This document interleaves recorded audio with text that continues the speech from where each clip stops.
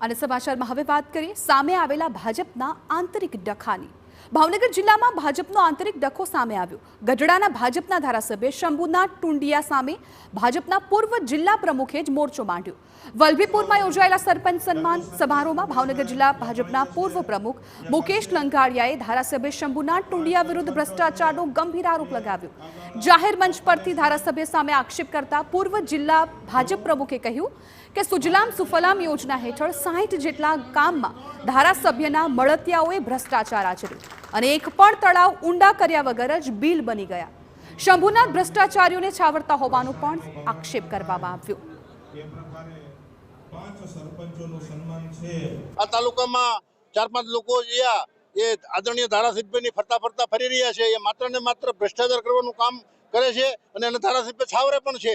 ત્યારે અમે લોકોએ નિષ્ઠા, પ્રામાણિકતા, પારદર્શકતાને જેને કહેવાય કે અગ્રેસર રાખીને સારામાં સારું કામ થાય એ માટેનો અમારો જનજાગૃતિનો આ કાર્યક્રમ છે। સરપંચોનો સંવાદ પણ છે, સરપંચોનું સન્માન પણ છે, સાથે સરપંચોને હૂંફ અને લાગણી મળી રહે એ માટેના અમારા પ્રયાસો છે।